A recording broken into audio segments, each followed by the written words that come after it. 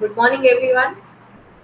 Today we will conclude our discussion on sigma-tropic rearrangement reactions.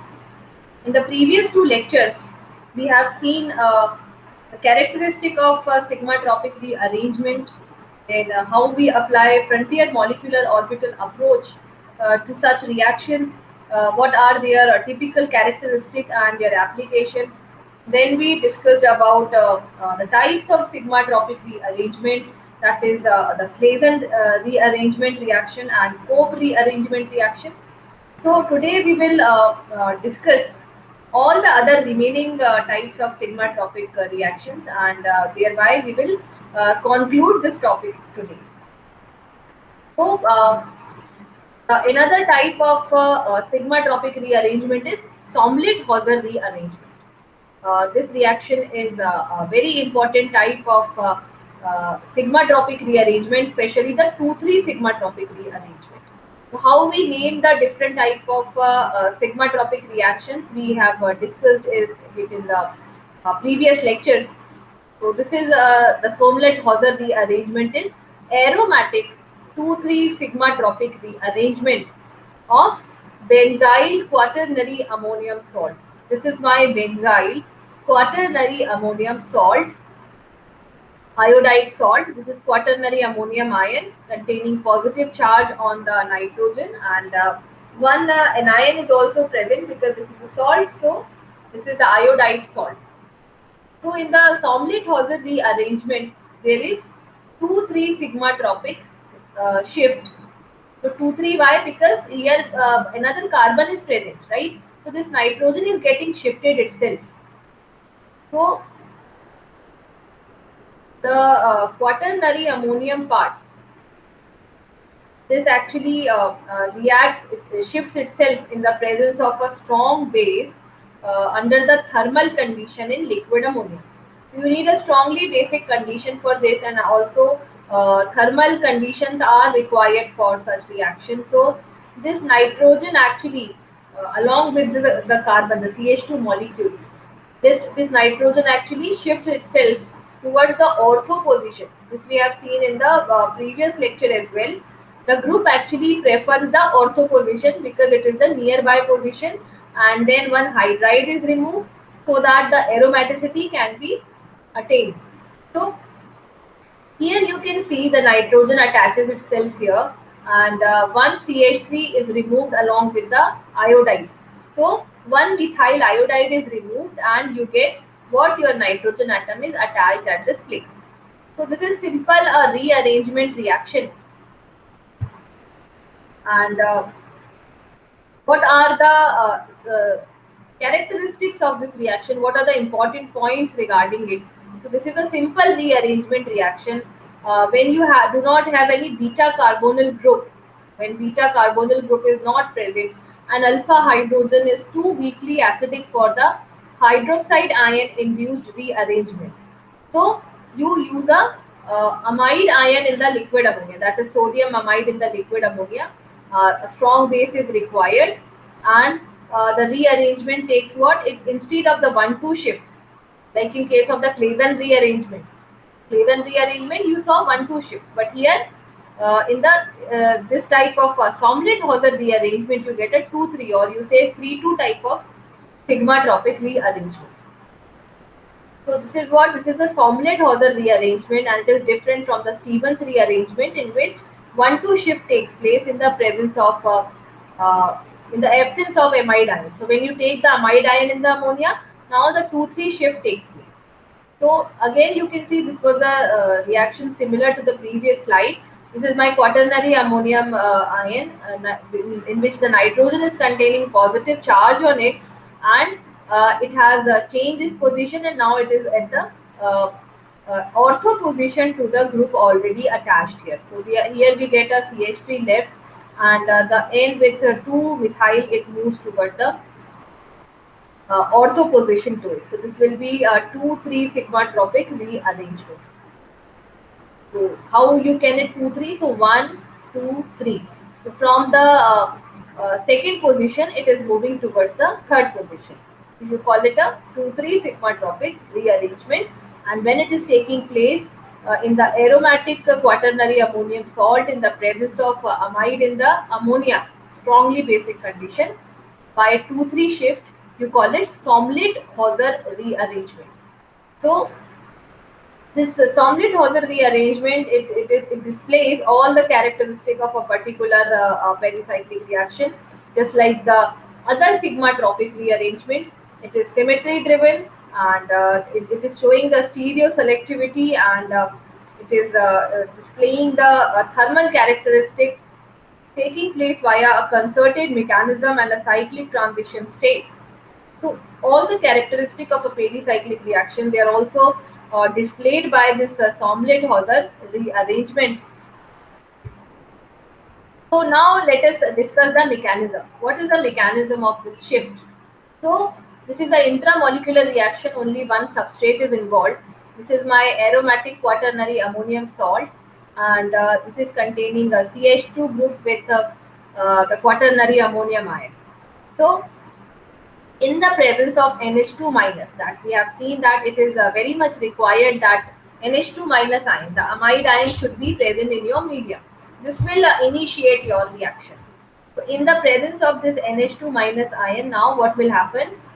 This CH3, one of the CH3, that is your beta hydrogen. Okay, so this hydrogen is abstracted by this CH2 group. There will be a charge separation again, because this H from the carbon, this is CH2, right? Whenever a base is present, it will do what? It will abstract a proton. So the proton abstraction will take place from this part. That is why this reaction proceeds in a basic medium.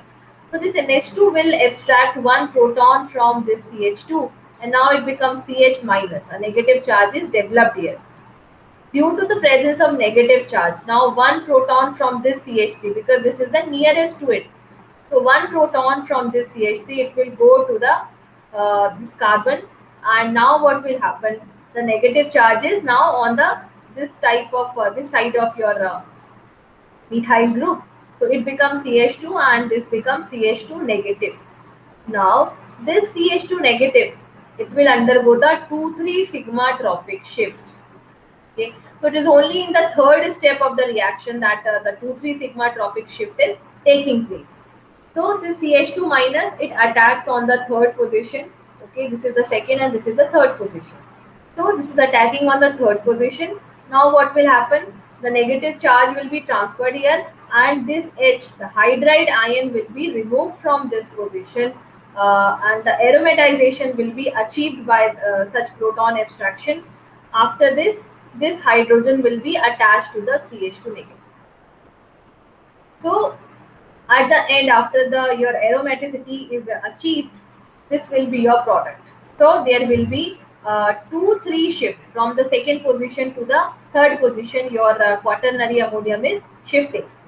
So this entire group N, CH3, CH3, and CH2, now it is present at the third position, and you call it a 2-3 sigma tropic shift. So only this part will be your pericyclic reaction. Okay, the first and second step, they are what? They are simply the action of the base in which the proton is abstracted, and then the rearrangement of the your hydride ion. So in the third step, it undergoes 2-3 sigma tropic shift, and finally, when the aromaticity is achieved, you get your final product after the rearrangement reaction.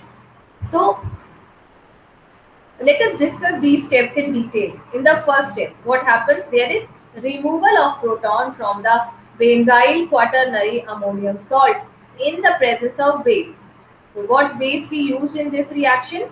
We used sodium amide in presence of ammonia.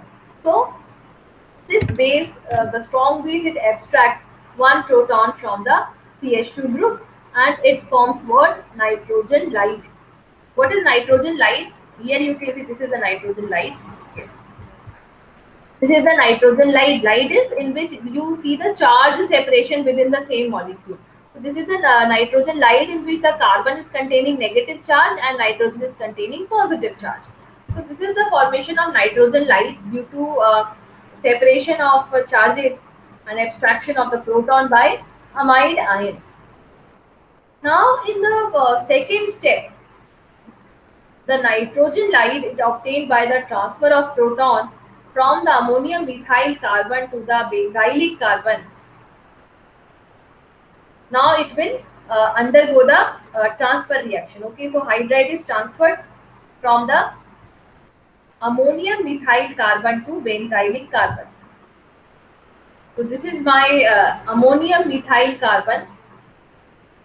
Transfer of the hydrogen is taking place from here to the benzylic carbon. This is the benzylic carbon and this is ammonium methyl carbon. So transfer of hydrogen is taking place now.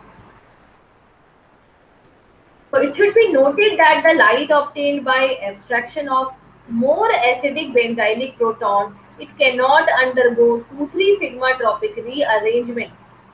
It is in equilibrium with a second light which, though being present as a minor species, undergo the rearrangement. So after the extraction of proton, this light you are getting, it cannot undergo the 2,3 shift directly, right? For this thing you have to you have the negative charge of light present on the methylic carbon, the ammonium methylic carbon. This should have the negative charge. This is species only if your proton is abstracted by the amide ion. This type of light, they cannot undergo the 2,3 sigma tropic shift.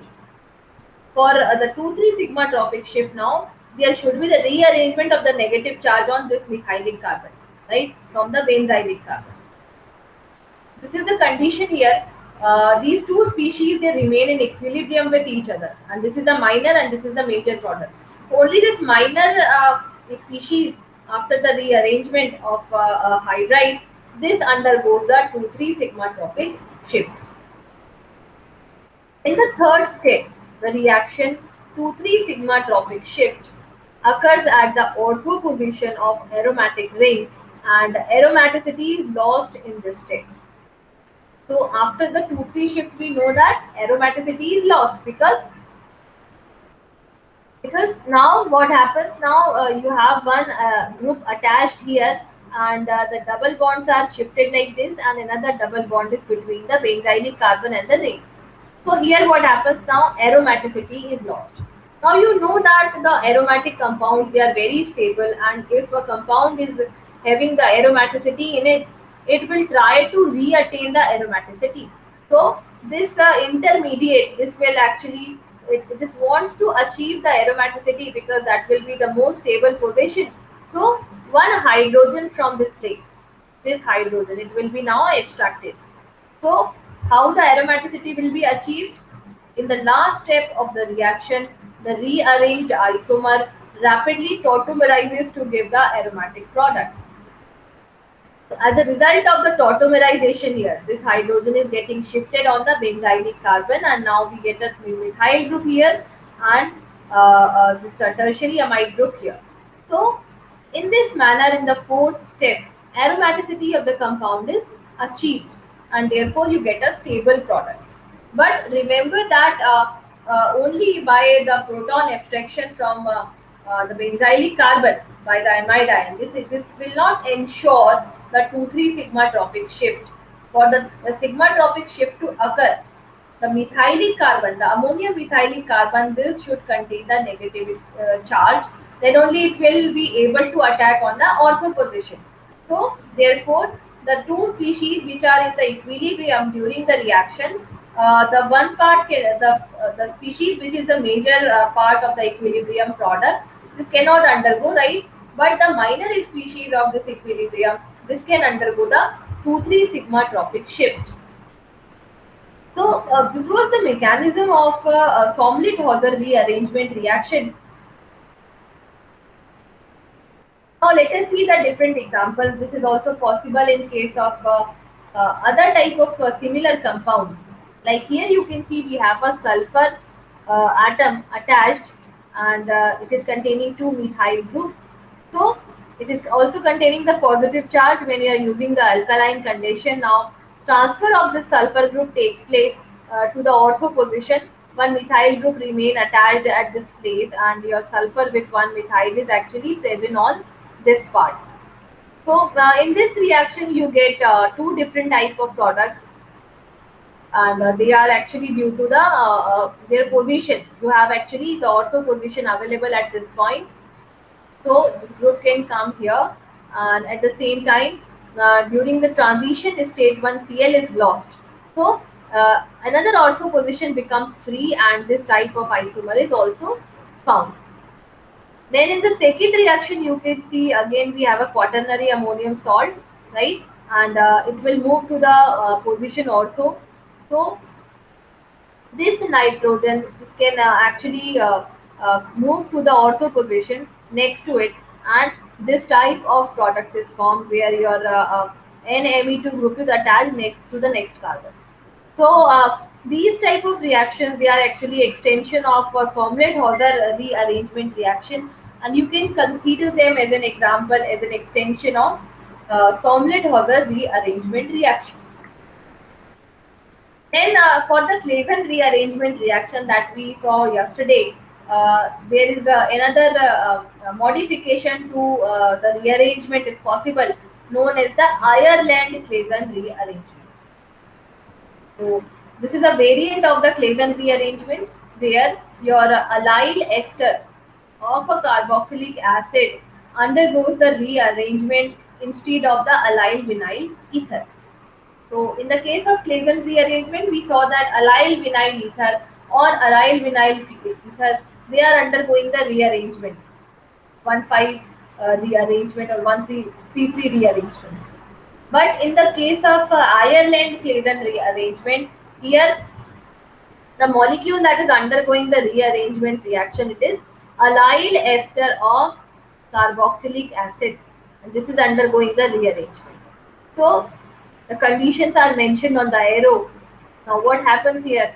Uh, because we are using the Me3SiCl, that is a trimethyl silicon chloride.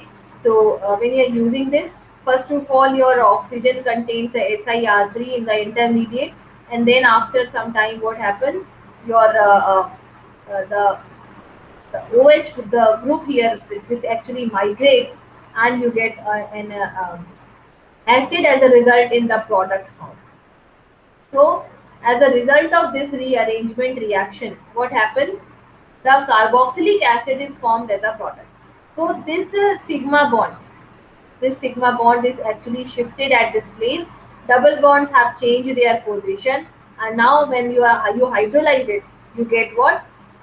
After the tautomerization, you get a carboxylic acid. So again, this is a type of a Clavin rearrangement. A 3,3 shift is taking place, but now the substrate is different. Substrate is what? It is the allyl ester of the carboxylic acid. Okay, this is the allyl ester of carboxylic acid rather than your aryl vinyl ether. So esters can also undergo the Clavin rearrangement, and then you call it the Ireland Clavin rearrangement. So they are similar to the Clavin rearrangement, but only the substrate is different, and you have to mention these conditions. So the sigma bond here, it is getting broken and shifting at the another point.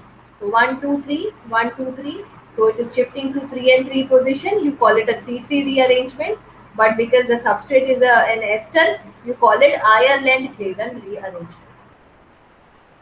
These type of reactions, they offer ready access to the chain extended carboxylic acids. So here what happens, the chain is extended for the carboxylic acid. Earlier it was 1, 2, 3, now it is 1, 2, 3, 4, 5. So one more carbon atom is added here, and therefore what happens now, uh, you get a carboxylic acid one series up in the reaction. So from the synthetic point of view, these Ireland Clavin rearrangement reactions are very important for the carboxylic acids. Now, another sigmatropic reaction we have is Ada-Cope rearrangement, and this is also the extension of Cope rearrangement that we saw yesterday. Similar to the Cope rearrangement, the Ada-Cope rearrangement are 3,3 sigmatropic shift that are essentially the heteroatom versions of the Cope rearrangement. So you know that in the Cope rearrangement, one diene is involved. When the similar Cope rearrangement occurs in the presence of nitrogen atom, it becomes aza Cope, and when oxygen atom is present, it becomes oxycoke. So in the coke you have a diene, an alkene molecule is involved. In the aza you have a one NH group involved, and in the oxycoke you have oxygen atom involved. So first we will see the aza reaction, that is the extension of the coke rearrangement. So here the rearrangement shifts single and double bond present between the two allylic component, and there is what the heteroatom is involved. So you can see here, this is the starting compound. This is actually containing the NH group. In the coke reaction, you have only this part of the compound. There is no heteroatom involved, and shifting of the single bond takes place. But here the nitrogen atom is involved, so you call it as a coke. But the reaction is similar. Again, the sigma bond from here it will break, and a new sigma bond will be formed here.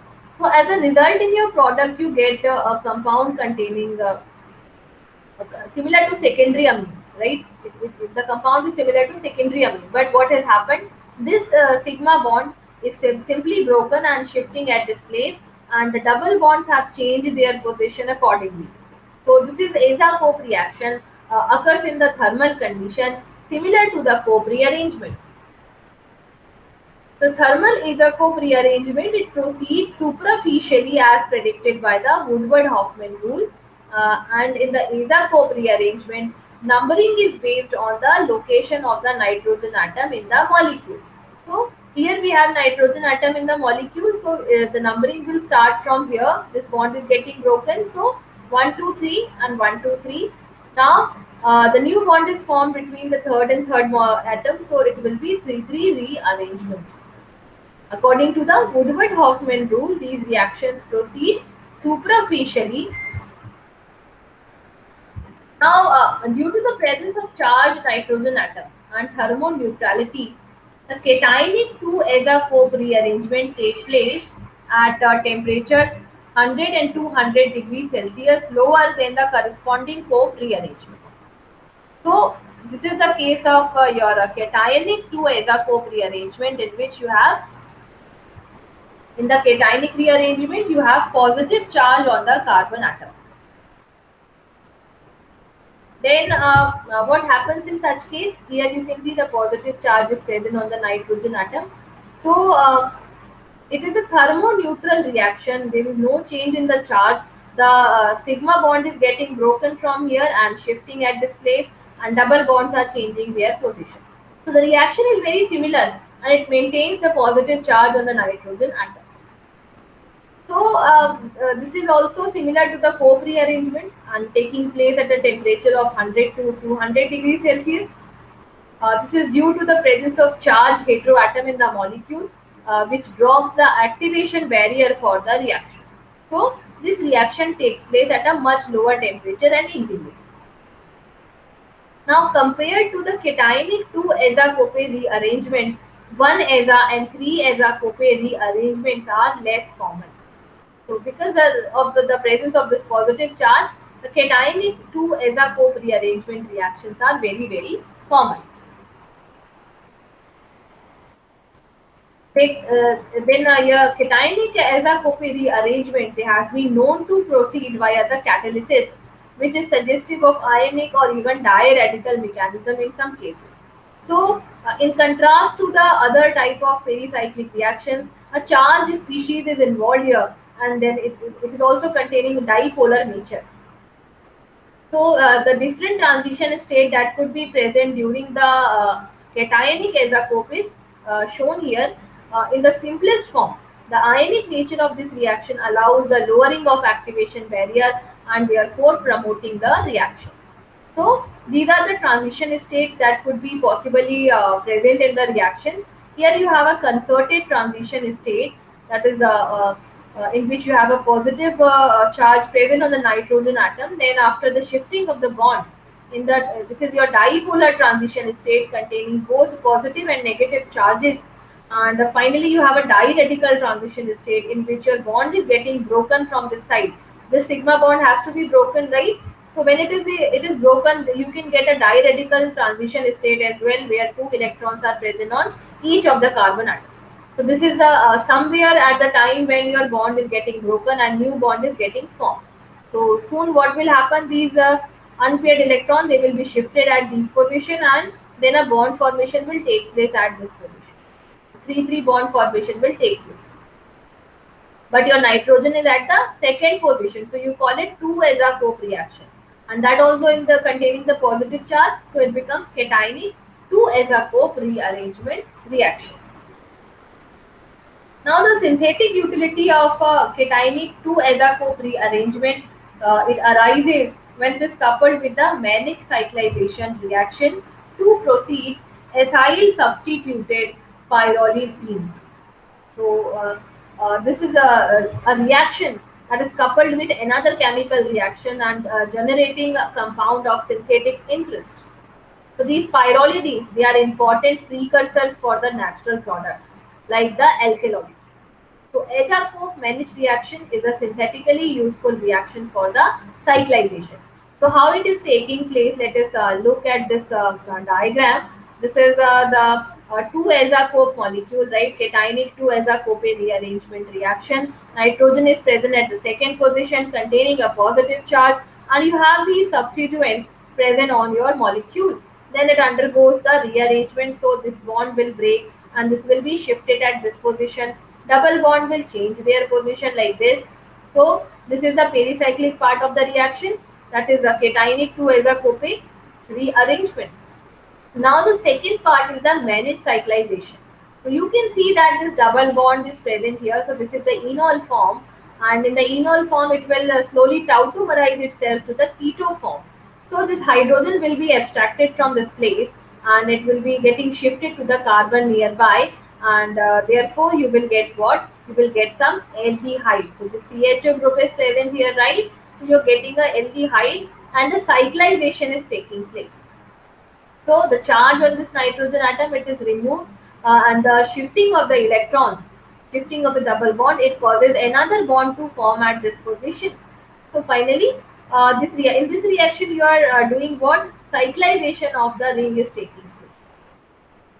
So this is your Azacope-Mannich reaction, which is very important. You get a pyrrolidine form here, which is precursor of the many alkaloids.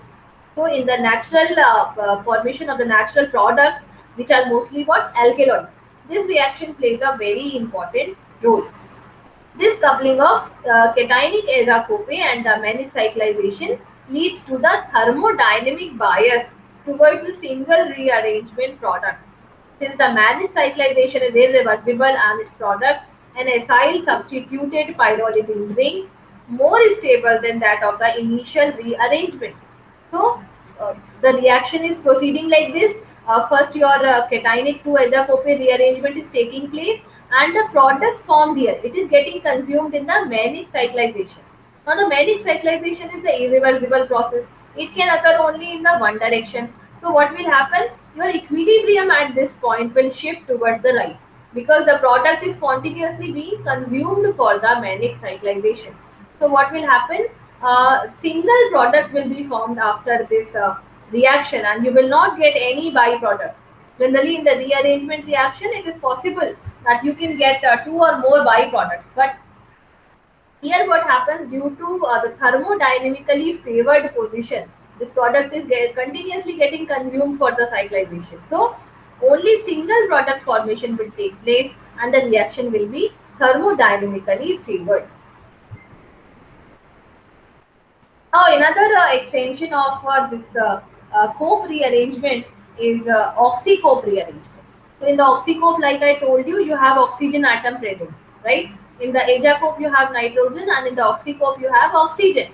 But they are similar to the cope rearrangement. So, alkene is there, right? But in the similar type of structure, you have one OH attached, right? So what happened now? This sigma bond will be broken and this will be shifted at this position.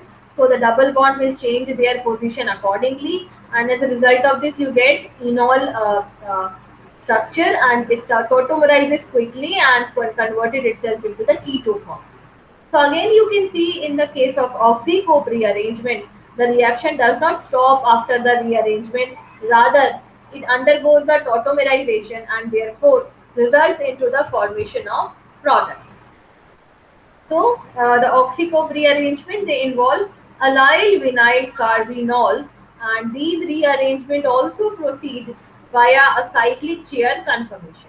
So the cyclic chair conformation, you see, you know that the cyclic chair conformation, they have 1,3 diaxial interactions, and therefore the 1,3 diaxial interactions, they are involved actually. They are increasing the energy of the transition state. The geometry of the molecule will be such that it should be having the lesser energy transition state. So in the first stage, what happens, the enol derivative of the aldehyde or ketone is obtained, which are unstable, and therefore they undergo the rearrangement immediately and give the corresponding carbonyl compounds. So this is the oxycope rearrangement. Now, if we have anionic oxycope rearrangement involved, so what happens at this point? If you have an anion, so again this will be thermodynamically favored.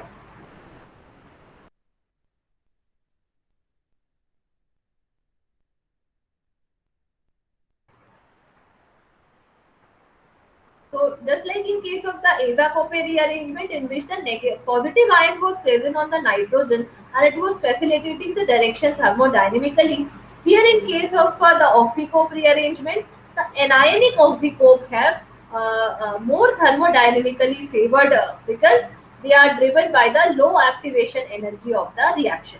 So here you can see these reactions are stereospecific, takes place via a cyclic chair-like conformation, and for the reactions, it is known that potassium ions enhance the rate of the reaction by many order of magnitude. So this is the substrate of your oxycope rearrangement, in which you have an oxygen atom attached at this point, and after that, from the initial reactions you have performed, finally you get a compound which is synthetically very important. So the M represent here different type of atom that could be used, uh, and that is MO. So you can have OH group attached here. You can have Li group, MgBr group, or potassium can also be present here. So this OH group, which is present in the oxycope, it is not necessary that always it will have hydrogen attached to it. It can have any of these atoms mentioned below. But when it does not have hydrogen, this changes the condition of your reaction. So when it contains lithium or MgBr, no reaction takes place at all at the 66 degrees Celsius. When it contains potassium, the reaction takes place quickly, and when it contains potassium in 18 crown 6, again reaction is more favored and it occurs at the much lower temperature of 25 degrees Celsius. So here the shifting of the OH group is taking place. The bond formation and the bond breaking and bond formation is simultaneous, and this bond is getting shifted at this point. So finally, you get a cyclic product after this. Now this is again another application of your oxycope rearrangement reaction in the synthesis of embrytone with the intensive musk odor. So this type of compound can be prepared by oxycope rearrangement. In this reaction, you can see this is the double bonded oxygen present in the presence of a chloride ion. It get attached at this place. So you get a chloro substituent here. Then you use some unsaturated Grignard reagent, and after that what will happen, this is getting added over here. So finally at this point your rearrangement will start. So you have an alkene, right? A diene is present, OH group is present at this point. So bond at this position will break and form here. So at this point this bond will be broken. There will be rearrangement of the double bond, and a new bond is getting formed at this place. So this is also a type of oxycope rearrangement reaction, having so many synthetic importance, especially in the synthesis of your embrytone. Then other type of sigmatropic rearrangement reactions are also possible. So a large number of 2,3 sigmatropic rearrangement have been studied. Now 2,3 sigmatropic rearrangement reaction, they involve the migration of the molecule from second to third position. So we call them 2,3 sigmatropic, and we can have three such types of reaction. The first in which we have a lide involved, we call them lidic. Then anion can be involved here, so you call them anionic reaction. Then they can also involve the carbenes, so you call them carbonic reaction. And all these things, they depend upon the nature of charge relationship between the XY fragment. So this XY fragment is your fragment that is going to move. This X and Y, they can be oxygen, nitrogen, carbon, sulfur, selenium, phosphorus, and others. So this type of reaction you can see in the scheme here. This is your XY fragment. Okay, it is get attached at this point and shifting from this carbon to this carbon. So this is what, this is your 2,3 sigma tropic rearrangement. One is this carbon, two is this carbon, and it is getting shifted at this place. So there is accordingly the shifting of the double bond after the reaction has taken place. Now, let us discuss the three possibilities of 2,3 sigma tropic rearrangement. First, we have a Lydic type of 2,3 sigma tropic rearrangement. So here the light could be any oxide or it can be any imide. But the essential thing is it should have a charge separation. Okay, so the one partner is a dipolar structure, other is a neutral. The lights are typically prepared either by deprotonation of a sulfonium, ammonium, or allylic onium salt. So when the proton abstraction takes place, that is the deprotonation, what happens? The charges are separated and you get a dipole inside the molecule. So one partner is a dipolar structure and other is the neutral. So in the similar molecule you have a dipole and a neutral part, and what happens, you can get that structure by the proton extraction from a sulfonium, ammonium, or allylic onium salt, by the reaction of a carbene or a carbene source with lone pair of allyl sulfide, amine, ether, etc. So, with a few important exceptions. What are the exceptions? The exceptions are when you have sulfoxide sulfinate equilibrium, which is marginally on the side of the sulfoxide. So, in that case, you cannot get the your onium or your light by the reaction of by the deprotonation reaction. So, other than this reaction, generally what happens? Such type of reaction, they strongly favor the neutral over the Lydic form. So here you can see the sulfoxide sulfinate reaction. This is the dipole structure, and if you see this bond is actually getting broken and a new bond is forming at this place. So what happens? This bond is also getting broken here. So this is the sulfoxide sulfinate reaction. Then in case of the light reaction, you can see again this bond is getting broken and shifting at this place. So again, this is the sulfonium light involved here, and this reaction is quicker as compared to this. But in the ammonium light reaction, you can see again there is a shifting of the CN molecule. So this bond is getting broken and forming at this place.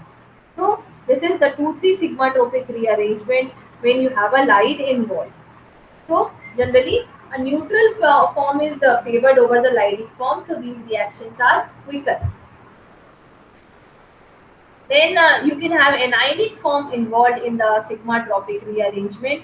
So each partner bears a negative charge on X or Y atom. So this is your XY group, right? So any one of them could have the negative charge. So that will be your anionic form. So in this case, you can see your CH2 minus. This is containing the negative charge, and this bond is getting broken and formed at this place. Double bond is getting shifted here. So this is the 2,3 Wittig type of rearrangement. In the Wittig reaction, if you remember, in the Wittig type of rearrangement, one carbene is actually involved, that anionic part is actually involved. So the all carbon system is essentially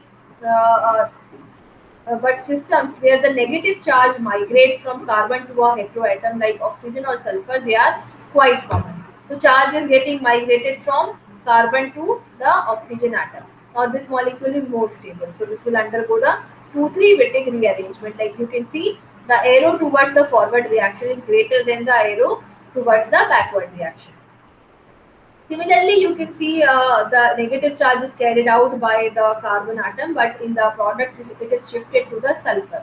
So this bond is getting broken here and shifting at this place. So we have a CH2 at this point, and the CN is actually shifted here like this, and the sulfur is like this. So the negative charge from the carbon atom is getting shifted to the sulfur atom. So these are the anionic variant of 2,3 sigma-tropic rearrangement, in which one of the XY fragment, any one of them could have a negative charge. The last is when you have carbonic species involved, when one partner is carbene and other has a XY double bond. So here you can see this is the carbene structure, other part is the double bond, and when this bond is actually getting broken and a new bond is forming at this place. So before the actual reaction can take place, this structure can have two different forms. And both the forms, they can remain in equilibrium with each other. So this is the carbene structure, and the other form, it is having XY double bond. So a double bond can also exist like this after the rearrangement of electrons. So in this manner, this carbene is actually stabilized, and now the shifting of the bond takes place, shifting of the sigma bond is taking place. So the bond at this position is broken and a new bond is getting formed at this place. So your molecule is now rearranged and the charge is actually lost. So the carbene, they are stabilized by this manner, and quickly they convert themselves into such a carbonyl compound, unsaturated carbonyl compound like this, through the 2,3 sigma tropic rearrangement. This was the third variant of this type, in which the carbonic structure was involved. Now let us summarize the 2,3 sigma tropic rearrangement, whatever we have seen till now. Let us see through the quick summary. The Claisen rearrangement is what? It is 3,3 sigma tropic shift of allyl vinyl ether in the aliphatic as well as aromatic substrate. Second point is the rearrangement involved migration of only sigma bond, that is adjacent to the pi bond system. And the pi bond system, it is only reorganizing itself, right? So when you are considering the sigma tropic rearrangement, it is only the migration of the sigma bond. Then the Claisen rearrangements, they are stereo-selective in nature because they have a chair-like transition state, and you know that the governing factor is 1,3 diaxial interactions. Then, at the fourth point, in the Ireland Claisen rearrangement, they are also what? They are 3,3 sigma tropic rearrangement, just like the Claisen one, but they have allyl esters involved. So these allyl esters in the Ireland Claisen rearrangement, they give rise to rearranged carboxylic acids. Then we saw the Cope rearrangement. So Cope rearrangement is all carbon 3,3 sigma tropic rearrangement, right? No heteroatom is involved. So all carbon 3,3 sigma tropic shift that is taking place in the diene, you call it Cope rearrangement. In the aza-Cope rearrangement, the heteroatom variation of the Cope rearrangement that take place at the temperature lower than that required for the Cope rearrangement. So it was seen that when the heteroatom is involved, it reduces the operating temperature, the temperature condition required by the Cope rearrangement. So we saw that the cationic 2-aza-Cope rearrangement is coupled with the Mannich cyclization reaction, and it produces acyl substituted pyrrolidines, and we know that they are the synthetic precursor of different alkaloids required in the synthesis of natural products. Another variation of Cope rearrangement is oxy-Cope rearrangement, and the oxy-Cope involves allyl vinyl carbenols, leading to the formation of rearranged carbonyl compounds, and they are always followed by tautomerization of your hydrogen, right? Then in the Claisen and Cope rearrangement, along with their variants, they are synthetically useful reactions to give rise to the products of commercial value, such as the fragrant terpenoids. So we have seen that these sigma tropic rearrangement, they are very important from the synthetic point of view, and they are involved in the commercial synthesis of many type of complex organic compounds. So, from the today's lecture, I have one question for you. You have to list any five, only five commercial and natural applications of the sigma tropic rearrangement reaction.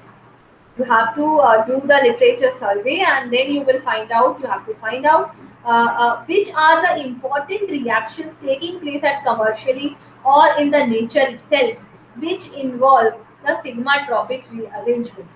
So that will be the application of these reactions.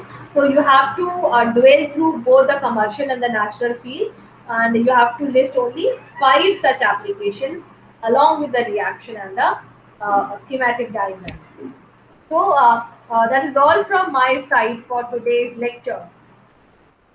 I hope the sigma tropic rearrangements are now clear to you, and this lecture concludes the sigma tropic rearrangement reactions in our syllabus. So thank you so much.